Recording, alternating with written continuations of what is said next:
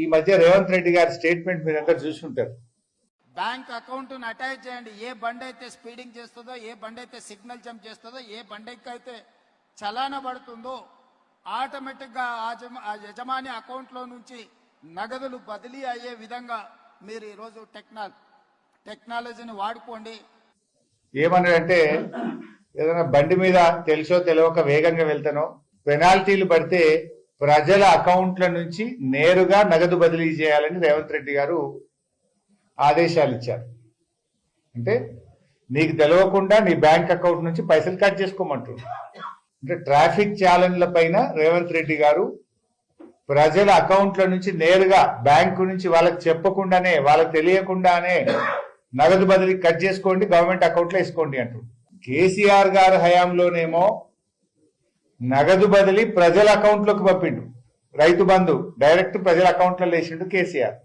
అవ్వాతాతలకు 2000 పెన్షన్ నేరుగా అకౌంట్లలో వేసిండు కేసీఆర్. కానీ రేవంత్ రెడ్డి ఏమంటుండు, ప్రజల అకౌంట్ల నుంచి లాక్కొని ప్రభుత్వ అకౌంట్లు వేసుకుంటా అంటుండు రేవంత్ రెడ్డి. అసలు ప్రజలకు తెలియకుండా తమ అకౌంట్ నుంచి డబ్బు తీసుకుపోయేటోళ్ళని ఏమంటాము? సైబర్ నేరగాళ్ళు అంటాం. సైబర్ నేరగాళ్ళు నీకు తెలియకుండా నీ అకౌంట్ల నుంచి పైసలు ఎత్తుకుపోతారు. మరి సైబర్ నేరగాళ్లకు ఈ రేవంత్ రెడ్డికి తేడా ఏందో నాకైతే అర్థమవుతలేదు. నువ్వు డైరెక్ట్ కట్ చేయంటుండు. నేను అంటున్నా రేవంత్ రెడ్డి, ఎన్నికల ముందు మీరు ఏం చెప్పిండ్రు? బాండ్ పేపర్ మీద రాసిచ్చారు. బాండ్ పేపర్ మీద రేవంత్ రెడ్డి స్వయంగా సంతకం పెట్టిండు. డిసెంబర్ నెల నుంచి అవ్వాతాతలకు 4000 పెన్షన్ ఇస్తా అన్నావు. మహాలక్ష్మి కింద మహిళలకు 2500 ఇస్తా అన్నావు.